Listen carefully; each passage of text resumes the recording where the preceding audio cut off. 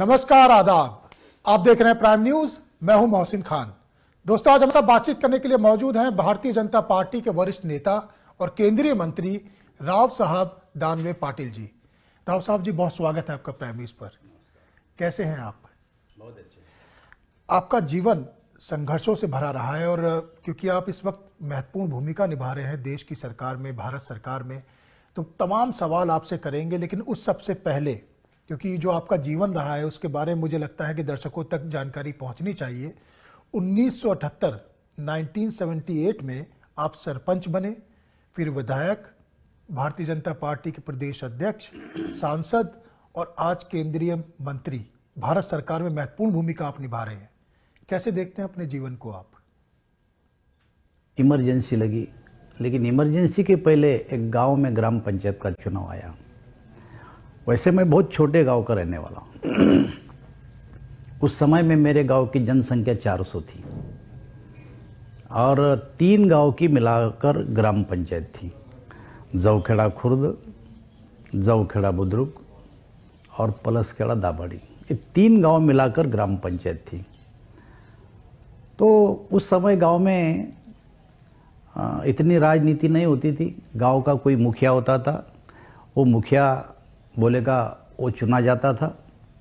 तो मेरे दादाजी उस समय उस गांव के मुखिया थे और वही बोलते थे कि इसको खड़ा करो, इसको खड़ा करो, इसको खड़ा करो, और गांव सुनता था, उनको खड़ा किया जाता था। अगर किसी ने नहीं माना तो चुना होता था, लेकिन जो मुखिया बोलेगा वही चुन के आता था। लेकिन मुझे लगा कि आप उन्हें ग्राम पंचायत का चुनाव लड़ना चाहिए। ये बात मेरे दादाजी को कोई अच्छी नहीं लगी कि उनके मन में था कि भाई ये चुनाव की राजनीति नहीं करना, लिखना पढ़ना और नौकरी करना, ये उनकी इच्छा थी। लेकिन उनके इच्छा नहीं होते हुए भी मैंने ग्राम पंचायत को नॉमिनेशन किया।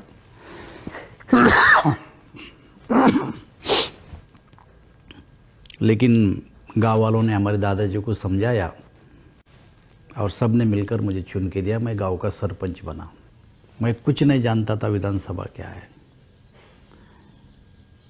और कांग्रेस की लहर थी देश भर में। ऐसे समय में मैं खड़ा रहा। सब कांग्रेस एक तरफ, मैं गाड़ी चलाता था, मैं झंडे लगाता था, मैं भाषण करता था, और बच्चे जो मेरे साथ थे, मेरे साथी दोस्त, उनके सहारे मैं चुनाव लड़ता था। उस समय में लगभग 1000 वोटों से मैं हार गया पहला चुनाव। लेकिन उसके दूसरे दिन से मैंने अगले चुनाव की शुरुआत कर दी और 90 का चुनाव मैंने 25,000 से विधानसभा का जीता।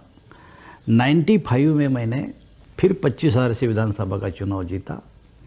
और उसके बाद जब अटल जी की सरकार 13 महीने की गिरी तो मेरे पार्टी ने मुझे लोकसभा के लिए खड़ा किया। मैंने ना बोल दिया था, लेकिन प्रमोद जी बोले तुझे मैं एमपी नहीं बना रहा हूँ, मुझे अटल जी को प्रधानमंत्री बनाना है, ये पार्टी का आदेश है, आपको खड़ा रहना पड़ेगा। मैं खड़ा हुआ। पहला चुनाव मैं 1,30,000 से जीता। फिर पहला जीता, दूसरा जीता, तीसरा जीता, चौथा जीता, और अब 5 बार मैं लोकसभा में आया हूँ। लेकिन 2014 को जब मैं चौथा चुनाव जीता, उस समय मोदी जी की सरकार आई। उस सरकार में कंज्यूमर अफेयर्स एंड उपभोक्ता मामले मंत्री बना और 1 साल भर मैं मंत्री रहा। उसके बाद मुझे मोदी जी ने और अमित भाई ने बुलाकर बोला कि भैया आपको महाराष्ट्र में जाना है, और मैं महाराष्ट्र भारतीय जनता पार्टी का प्रेसिडेंट बना। देवेंद्र जी फडणवीस मुख्यमंत्री थे। इसे लेकर मैं सवाल आपसे करने ही वाला था, पर मुझे लगा कि आगे करेंगे। लेकिन क्योंकि आपने इसका जिक्र कर ही दिया है, जिस वक्त फडणवीस जो है महाराष्ट्र के मुख्यमंत्री बने, और आपकी पार्टी की ये पॉलिसी है कि एक समय पर एक पद रहता है, और उस समय वो प्रदेश अध्यक्ष भी थे और मुख्यमंत्री भी बन चुके थे। तो प्रदेश अध्यक्ष से उन्होंने त्याग पत्र दे दिया। आप केंद्र सरकार में मंत्री थे उस वक्त। मंत्री होना देश की सरकार में एक बड़ा पद होता है, ओहदा होता है, लेकिन उस समय भी आपने ये जिम्मेदारी लेने की ठानी और मंत्री पद से त्यागपत्र देते हुए पार्टी का आदेश मानते हुए आप प्रदेश की बागडोर संभालने महाराष्ट्र पहुंच गए थे। ये आपकी एक विजनरी सोच की एक नहीं, ये मेरी सोच नहीं है। एक्चुअल में मैं मंत्री था, मुझे बुलाया गया और मुझे बोला कि भैया आपको महाराष्ट्र में जाना है, अब क्या पसंद करेंगे, मंत्री रहना पसंद करेंगे या पार्टी प्रेसिडेंट रहना पसंद करेंगे महाराष्ट्र में? ये मुझे अमित भाई ने पूछा। मौला साहब ये निर्णय मैं नहीं कर सकता हूँ, ये निर्णय पार्टी करेगी, ये निर्णय आप करेंगे। अगर आप बोलते हैं कि आप पार्टी प्रेसिडेंट बनो, महाराष्ट्र में वापस जाओ, मैं महाराष्ट्र में जाने के लिए तैयार हूँ। मुझे कोई मंत्री पद की लालच नहीं है। मैं पहली बार मंत्री बना था, इतने लंबे करियर में 30 साल के मुझे पहली बार मंत्री बनाया गया। हालांकि महाराष्ट्र में 95 की सरकार आई थी, केंद्र में भी 2 बार सरकार आई थी, लेकिन मुझे 2014 में मोदी जी के समय मंत्री परिषद में जाने का मौका मिला। लेकिन मैंने बोला ये निर्णय पार्टी करेंगी, मुझे कुछ नहीं है, पार्टी बोलेगी जाओ तो जाओ। आखिरी पार्टी ने निर्णय कर दिया और मैं महाराष्ट्र में चला गया। चर्चा को आगे बढ़ाते हैं। आपके पास महत्वपूर्ण मंत्रालय हैं, आप रेल राज्य मंत्री हैं, कोयला राज्य मंत्री हैं, आपके पास खदान विभाग भी है। किसी भी देश की अगर अर्थव्यवस्था को देखना हो और उसकी प्रोग्रेस को देखना हो तो ऐसा कहा जाता है, माना जाता है कि रोड विभाग और रेल विभाग ये बहुत महत्वपूर्ण हो जाते हैं। रेल विभाग में आप लोगों ने ऐसा क्या किया है, खासतौर से जब से आप मंत्री बने हैं, जिससे देश की अर्थव्यवस्था मजबूती से आगे बढ़ने में मदद मिल रही हो? रेल विभाग क्या कर रहा है या क्या किया है पिछले कुछ सालों में? ये देखिए, 2014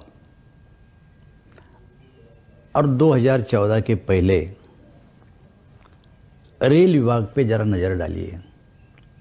इस देश में जब मोदी जी की सरकार आई तो मोदी जी की सरकार आने के बाद इस डिपार्टमेंट में बहुत सारे बदलाव आए।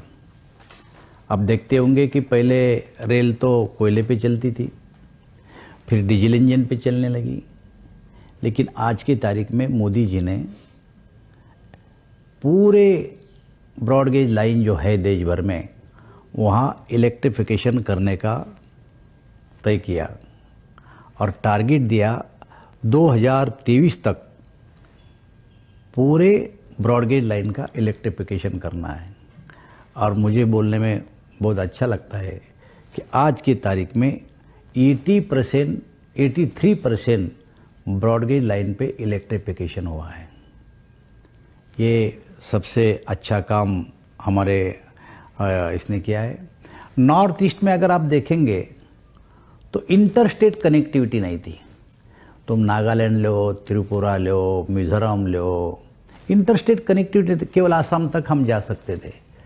लेकिन आज के तारीख में अगर आप देखेंगे तो 1 लाख करोड़ से भी ज़्यादा खर्चा इंटर स्टेट कनेक्टिविटी के लिए रेल मंत्रालय कर रहा है। रेल विभाग के कुछ मेरे पास पॉइंटर्स है, तो मैं चाहता हूं बिंदुवार तरीके से एक एक पॉइंट के साथ आप जवाब दें तो बेहतर है और दर्शकों को समझने में भी आसानी रहेगी।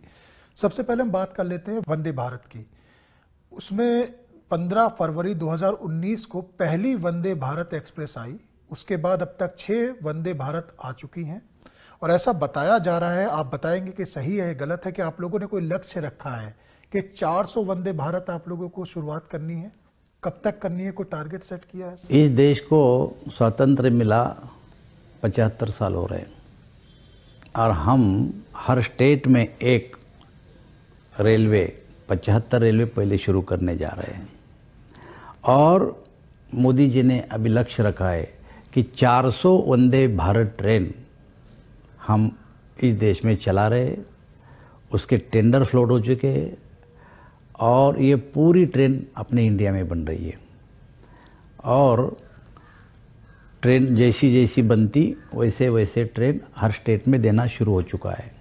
और आप परसों देखते होंगे कि मैं खुद नागपुर गया था, हमारे प्रधानमंत्री जी के हाथ से हमने 6ठी वंदे भारत ट्रेन नागपुर से बिलासपुर के लिए छोड़ी है।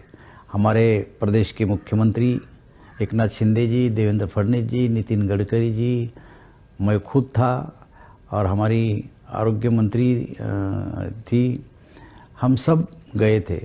तो आज तक 6 वंदे भारत ट्रेन हमने शुरू किए और जैसे जैसे वंदे भारत ट्रेन बनेगी वैसे वैसा हम शुरू करेंगे। लेकिन वंदे भारत ट्रेन चलाने के लिए वहाँ इलेक्ट्रिफिकेशन होना बहुत ज़रूरी है। आप कभी मौका मिला तो मुझे ऐसा लगता है कि वंदे भारत ट्रेन में बैठ के देखिए, हम बैठे वंदे भारत में, फील आता है, प्लेन का फील आता है, वाइब्रेशन कम है और बहुत अच्छी ट्रेन बनी है और मेक इन इंडिया में, मेक इन इंडिया की है। तो महाराष्ट्र में लातूर में हमने एक कोच फैक्ट्री बनाई है, वहाँ भी हम 100 वंदे भारत ट्रेन बनाने वाले हैं। तो मुझे ऐसा लगता है कि वंदे भारत ट्रेन आने के बाद जब दौड़ेंगी देश भर में, सारे भारत भर में, तो लोगों को पता चलेगा कि पहले 2014 के पहले ट्रेन की स्थिति क्या थी और मोदी जी की सरकार आने के बाद ट्रेन की स्थिति क्या हुई, ये वंदे भारत ट्रेन से पता चलेगा। आप लोगों ने कोई लक्ष्य निर्धारित किया है कि 400 वंदे भारत ट्रेन कब तक भारत में शुरू? लक्ष्य तो हमारा 2024 तक का है, 24 का है, लेकिन हो सकता है कि कभी टेक्निकल प्रॉब्लम आता है, कभी कुछ मटेरियल मिलता नहीं, तो हो सकता है थोड़ा इधर उधर, लेकिन हमारा लक्ष्य ये है। दूसरा जिसके बारे में आप बता रहे थे कि नॉर्थ ईस्ट कनेक्टिविटी, क्योंकि जब भी बात होती है तो नॉर्थ ईस्ट को लेकर तमाम बातें करी जाती है क्योंकि कनेक्टिविटी अच्छी नहीं है वहाँ पर। ऐसे में रेल विभाग बहुत महत्वपूर्ण हो जाता है। तो क्या नॉर्थ ईस्ट कनेक्टिविटी को लेकर भी रेल विभाग कुछ सोच रहा है, कुछ किया है या आगे प्लानिंग है? देखिए, मैंने आपको बोला है ना कि रेल मंत्रालय जो है हमारे जो मंत्री जी है, उन्होंने तो मुझे बोला है कि हर 2 महीने में आपने खुद नॉर्थ ईस्ट में जाना, वहाँ का जो चल रहा है काम उसकी प्रोग्रेस देखना और समय के पहले अपने को काम पूरा करना है। तो कुछ काम हमारे 2022 में होने थे, वो 22 में होने के लिए हमने पूरी कोशिश कर रहे। कुछ काम 2023 में होने थे, कुछ काम 2024 तक है। 24-25 तक हमें नॉर्थ ईस्ट को कनेक्ट करना है, इंटरस्टेट एक दूसरे को। मैं नागालैंड जाके आया, मैं त्रिपुरा जाके आया, मैं मिज़ोरम जाके आया, नॉर्थ ईस्ट के सब स्टेट में मैं जाके आया और मुझे ऐसा लगता है कि जो समय हमने तय किया है वो समय में हम काम पूरा करने में कामयाब रहेंगे। जब रेल की बात होती है तो रेल स्टेशन भी बड़े महत्वपूर्ण हो जाते हैं। तो स्टेशन डेवलपमेंट को लेकर आप लोग क्या सोच रहे हैं? क्योंकि हमने देखा था कुछ समय पहले प्रधानमंत्री मोदी जी ने, जो उनका गृह संसदीय क्षेत्र है बनारस में, एक शानदार स्टेशन बनाया, उसे अच्छे से प्रमोट भी किया गया और उसे उदाहरण के तौर पर पेश किया गया कि पूरे देश के स्टेशन इस तरह के हों। इसके बाद हमने देखा है कि कमलापति, गांधीनगर, एम विश्वेश्वरैया, वहाँ पर भी आप लोगों ने डेवलपमेंट किया। पूरे देश के रेलवे स्टेशनों के लिए भी आप लोगों ने कुछ सोचा है कि हर स्टेशन जितना है, पूरे देश का एक एक रेलवे स्टेशन बेहतर से बेहतर हो, इसके लिए भी आप लोग कुछ कर रहे हैं? नहीं, हमने अभी जो लक्ष्य रखा है, इस देश में 204 रेलवे स्टेशन का रीडेवलपमेंट हम कर रहे हैं। और आपने जो 3 स्टेशन के नाम बताए कि रानी कमलापति भोपाल का है, गांधीनगर अहमदाबाद का है और सर विश्वेश्वरैया बेंगलुरु का है। ये 3 स्टेशन ऑपरेशन में है अभी और बाकी 3 स्टेशनों का काम पूरा हो चुका है। 45 स्टेशन जो है हमारे, वो काम चल रहा है 45 स्टेशनों का और उसमें से 22 स्टेशन के टेंडर प्रक्रिया भी चालू है। 45 में ये हो रहे और 22 की प्रक्रिया चालू है और 134 स्टेशन का टेक्निकल फिजिबिलिटी हम अभी देख रहे हैं। ऐसे कुल मिलाकर 204 स्टेशनों का प्रोग्राम हमने अभी लिया है। तो ये जो प्रक्रिया है, इसमें जितनी देरी लगती है उतनी देरी छोड़ के हमारा काम फास्ट चल रहा है। आपने फास्ट काम करने की बात करी तो मुझे स्पीड ट्रेन याद आ गई। जब हम दुनिया की बात करते हैं तो स्पीड ट्रेन की बात बहुत होती है और प्रधानमंत्री मोदी जी का आपने जिक्र किया, उनका ड्रीम प्रोजेक्ट है और पूरा देश भी ये जानना चाहता है कि बुलेट ट्रेन कब तक शुरू हो जाएगी? ये देखिए साहब, आज के तारीख में अहमदाबाद से मुंबई के लिए बुलेट ट्रेन लाना है, लेकिन हमारे जो 2.5 साल थे जहाँ पर महाराष्ट्र में हमारी सरकार नहीं थी, तो बुलेट ट्रेन का लैंड एक्विजिशन का जो काम था बहुत धीमे गति से चला।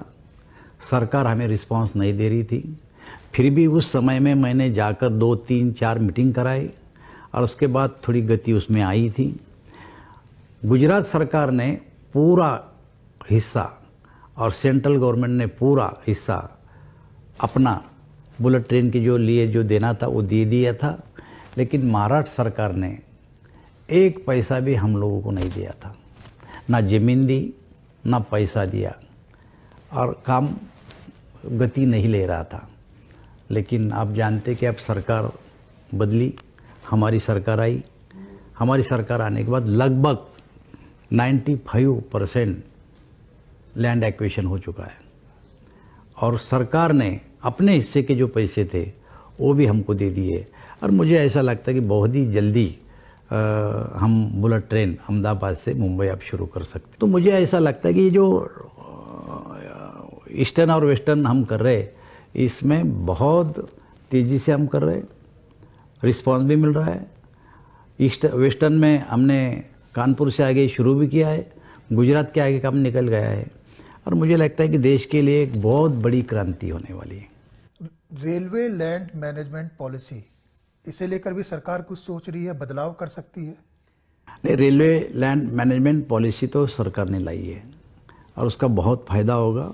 सरकार ने उसके बारे में सोचा है और ऑलरेडी हमने पॉलिसी शुरू कर दी है। इलेक्ट्रिफिकेशन 83% ब्रॉडगेज हो गया है, 100% का आप लोगों ने उद्देश्य रखा है 2023 तक, पूरा कर पाएंगे? पूरा कर पाएंगे। कोई अगर कोर्ट मैटर है, कोई और दूसरा इशू है, उस जगह का छोड़ के लगभग हमारा काम 83% अभी हुआ है। आज तो 22 में चल रहे हैं अपन, अभी तो 23 आना है, पूरा साल पड़ा है और हम पीछे पड़े, हर बार मीटिंग करते हैं हम और 23 तक हमको ये पूरा करना। यानी जो 17% का गैप रह गया ये आप पूरा कर लेंगे 1 साल में। आपके पास एक और महत्वपूर्ण विभाग है कोयला, इसे लेकर तमाम बातें होती हैं। मैं बिंदुवार तरीके से जाऊं उससे पहले वो सवाल ले लेता हूं जो आमतौर पर देश में चर्चा में रहता है और विपक्ष हंगामा मचाता रहता है कि भाई देश के अंदर कोयले की कमी है, इसके बारे में आप क्या कहना चाहेंगे? कि अपने देश में कोयले की कोई कमी नहीं है और पहले से ज़रूरत जितनी है अपने उससे 80% कोयला अपने पास है पहले से और 20% कोयला अपन बाहर से लाते हैं। लेकिन आत्मनिर्भर भारत बनाने के लिए जो मोदी जी ने ठान ली है उसके बाद कोयले का प्रोडक्शन बनाने में हमने ध्यान दिया है और कम से कम इंपोर्ट करना और अपना ही कोयला ज़्यादा से ज़्यादा निकालना, ये कोशिश हमारे डिपार्टमेंट की, क्योंकि मोदी जी का ये सपना है कि अपने ही देश का प्रोडक्शन बढ़ाना और बाहर की आयात कम करना, ये करने की कोशिश हम हमेशा करते रहे। लेकिन आप देखेंगे कि हम रैशनलाइज रेट पे कोयला देते हैं। हमारा रेट क्या है, ग्रेड वाइज अगर देखेंगे तो 4,000, 5,000, 6,000 तक हमारा रेट है। इम्पोर्टेड कोयले का रेट क्या है, 10,000, 12,000, 15,000, कभी कभी 20,000 तक भी जाता है। तो कोयले की कमी नहीं है। ये जो कोयला विभाग है, कोल विभाग है, ये बड़ा कंट्रोवर्शियल रहा है। पिछली सरकारों में हमने देखा है तमाम तरह के आरोप लगते रहे हैं, लेकिन एक तारीफ आपकी और आपकी सरकार की करनी पड़ेगी, जब से आपकी सरकार बनी कोई आरोप लगा नहीं पाया। ऐसा क्यों हुआ, इस कारण को भी हम तलाशने की कोशिश करेंगे, क्योंकि ऑक्शन प्रोसेस में साफ रहे, ट्रांसपेरेंसी रहे, इसे लेकर आप लोगों ने कुछ काम किया है ताकि कोई आरोप ही न लगा पाए आपके ऊपर, कोई धांधली हुई है, कोई गड़बड़ हुई है? देखिए, मैं अटल जी के समय से लोकसभा में हूँ और उस समय कोयला मंत्री खुद प्रधानमंत्री थे कुछ समय, उस समय और दूसरे भी थे। उस समय की जो पॉलिसी थी वो पॉलिसी क्या थी, फर्स्ट कम फर्स्ट, पहले आप आओ, मेरे पास एक एप्लीकेशन करो, आपको अनुभव है नहीं है इससे कोई लेना देना नहीं था, आप एप्लीकेशन करें कि मुझे ये कोयला खदान दो। एक छोटी सी कमेटी बनाई गई थी, कोयला मंत्री उस पर साइन करते थे, वो कमेटी उसकी छानबीन करती थी और कोयला खदान अलॉट किया जाता था। अलॉट करने के बाद 10-10 साल वो कोयला खदान पड़ी रहती थी, अलॉट करने के बाद अगर आपको अलॉट हुई तो आप दूसरे को बेच देते थे क्योंकि सेव आखिरी पैसा कमाना था। ये फर्स्ट कम फर्स्ट पॉलिसी थी। लेकिन मोदी जी की सरकार आने के बाद 2015 में कानून में बदलाव हुआ और फर्स्ट कम फर्स्ट पॉलिसी जो थी उसको कैंसिल करा दिया और ऑक्शन की पद्धति शुरू की गई। हम फुल ऑक्शन के लिए छोड़ देते हैं। अभी 38 कोयला खदान हमने ऑक्शन के लिए रखा था पिछली बार, और जिसको चाहिए वो आओ ऑक्शन में पार्टिसिपेट करो, और जिसको ऑक्शन में मिलेगी वो खदान करेगा। और खदान लेने के बाद भी हम ये ध्यान रखते हैं कि उसने कोयला खदान शुरू की कि नहीं, क्योंकि देश को कोयले की जरूरत है। नहीं तो लोग कोयला खदान लेके बैठेंगे और खुदाई नहीं करेंगे तो कोयले की कमी आनी है। कल ही हमने एक मीटिंग कराया, तो कोयला खदान देने के बाद भी उससे कोयला निकल रहा है या नहीं निकल रहा, ये देखने का काम भी हम करते हैं, क्योंकि हमको कोयले की जरूरत को पूरा करना है। तो जो पॉलिसी थी उस पॉलिसी ऐसी थी कि धांधली होती थी। अब मोदी जी ने पॉलिसी ऐसी बनाई कि अब ऑक्शन में आने के कारण किसी का नाम लेने की जरूरत नहीं पड़ती, जो आएगा ऑक्शन में लेगा उसको खदान मिलती है। अभी आपने खुद अभी बताया था कि कभी कभी जब कोयला बाहर से आयात करते हैं तो उनकी पॉलिसीज कुछ ऐसी होती हैं कि थोड़ा बहुत इधर उधर हो जाता है। तो क्या आप लोग ऐसा कोई प्रयास कर रहे हैं कि कोयले की घर के अंदर ही, यानी देश के अंदर कोयले की ज्यादा से ज्यादा उत्पादन हो सके ताकि बाहर से आयात में कमी करी जा सके? ऐसा आज की तारीख में तो वही स्थिति है। आप अगर आंकड़े देखेंगे तो पहले के मुकाबले हमने अभी ज्यादा कोयला निकाला है, लेकिन कुछ कोयला बाहर से लाना ही पड़ता है, क्योंकि कुछ प्लांटों के बॉयलर के डिजाइन ही ऐसे बने हैं कि वो बाहर के कोयले की सिवा चलते नहीं, क्योंकि अपने कोयले में आय ज़्यादा होती है। उसमें वो जो कोयला आता है वही कोयला उनको लगता है, लेकिन इसके लिए उनको कोयला लाना ही पड़ता है बाहर से। और जो अपना डोमेस्टिक में कोयला चलता है उसके लिए तो कोई कमी नहीं है हमारे पास। हमारे पास कोयला सफिशिएंट है, कोयले की कमी नहीं है अपने देश में, कोई कमी नहीं। चलिए चर्चा को और आगे बढ़ाते हैं। एक और महत्वपूर्ण सवाल आपसे पूछ लेते हैं। देश की इकोनॉमी 5 ट्रिलियन की कब तक हो जाएगी? ये देखिए, मोदी जी का सपना है कि आप देखेंगे कि मोदी जी आए जब, और आज के तारीख में हम 3 ट्रिलियन पे आके बैठे, और 5 ट्रिलियन करने की मोदी जी की इच्छा है। और मुझे ऐसा लगता है कि ये सब डिपार्टमेंट, कोयले की भी उसमें भागीदारी है, रेल की भी भागीदारी, सब डिपार्टमेंट मिला के 5 ट्रिलियन इंडिया की इकोनॉमी की करने का मोदी जी का सपना है। और मुझे ऐसा लगता है कि इस देश की जो क्षमता है, और इस देश में मोदी जी आने के बाद जो इंडस्ट्री में, खेती में जो बदलाव आए हैं, तो 5 ट्रिलियन इकोनॉमी होना हमारे देश के लिए कोई मुश्किल नहीं है, ये हो जाएगी। सस्टेनेबल माइनिंग और इको फ्रेंडली माइनिंग, ये क्या है? नहीं, ऐसा है कि इको फ्रेंडली माइनिंग करने की तो हम इस देश में कोशिश कर रहे हैं, और मुझे ऐसा लगता है कि हर क्षेत्र में अब मोदी जी की सरकार आने के बाद बदलाव आ रहा है। तो मुझे लगता है कि माइनिंग क्षेत्र में भी आ रहा है। मोदी जी आने के बाद सभी डिपार्टमेंट में आना शुरू हुआ है, और रेल मंत्रालय में भी हम कोशिश कर रहे हैं। जैसे पहले कोयले पे चलता था, फिर डीजल में चलना शुरू हुआ, अब तो इलेक्ट्रिक पे शुरू हो रहा है।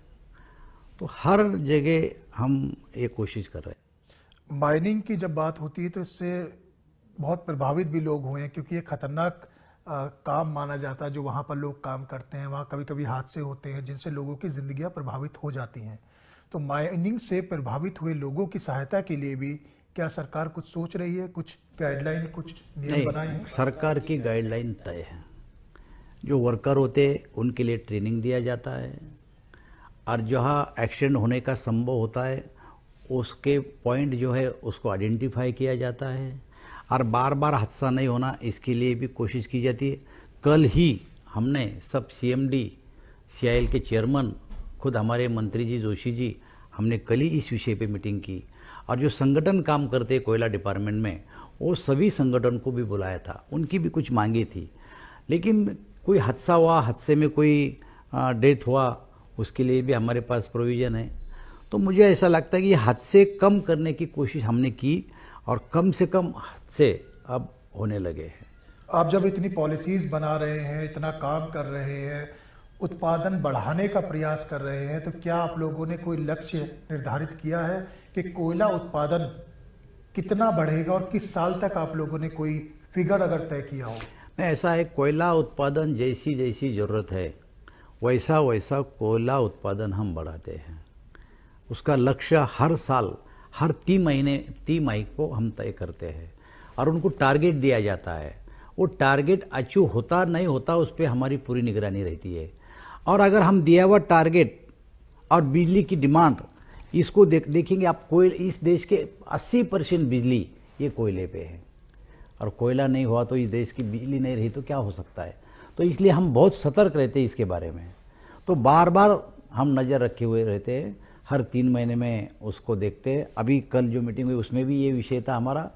तो हम ये टारगेट हर 3 महीने को देते हैं और पूरा साल का टारगेट जो दिया रहता है वो पूरा करने का समयबद्ध तरीके से हम उनसे कर लेते हैं। कोल का गैसिफिकेशन करने की पॉलिसी ये क्या है? ऐसा है कि कोल की गैसिफिकेशन की पॉलिसी ऐसी कि हम जो कोल खदान करते हैं, ये गैसिफिकेशन ये विषय आता है पेट्रोलियम के अंतर्गत। तो कुछ कोल ब्लॉक्स वो भी ढूंढते पेट्रोलियम वाले और ड्रिलिंग करते हैं। ड्रिलिंग के बाद वो ब्लास्ट भी करते हैं और उसमें से उसको प्रेशर देके, जिसको बोलते हैं हाइड्रोफ्रैक्चर करके उसमें पानी छोड़ते हैं और फिर सक करते हैं उसको और फिर बाहर लाके पानी अलग करते, गैस अलग करते। कभी कभी खदानों में भी गैस मिलता है, उसमें भी हम गैसिफिकेशन करते। तो हमारे देश में वैसे और कुछ देश में गैस का प्रमाण ज़्यादा है, हमारे पास कमी, लेकिन गैसिफिकेशन हम ये पेट्रोलियम डिपार्टमेंट का विषय भी होता है और उनको भी हम अलॉट करते हैं। समय समाप्त हो गया है, लेकिन जाते जाते छोटे में, क्योंकि आप महाराष्ट्र से आते हैं, 2024 का चुनाव सामने है और आप ऐसे लीडर माने जाते हैं जो ज़मीन के नेता हैं, लोगों के बीच में रहते हैं और ज़मीन की क्षेत्र की नब्ज को पहचानते हैं। 2024 के चुनाव में महाराष्ट्र से भारतीय जनता पार्टी को कितनी सीटें मिलने जा रही हैं? ये देखिए, मैं 5वां चुनाव जीता हूँ। जो हमारे अपोजिट में पार्टियां हैं वो कांग्रेस है, वो एनसीपी है, वो दोनों साथ में आके लड़ी है। उस समय भी एनसीपी की सीट अगर दोनों साथ आए तो 6 और अलग लड़ी तो 4, इससे ज़्यादा सीट नहीं बढ़ी। और पिछले चुनाव में कांग्रेस की 1 सीट आई, बराबर है, लेकिन अब शिवसेना उनके साथ है, लेकिन एक शिवसेना उनके साथ है, एक शिवसेना हमारे साथ है।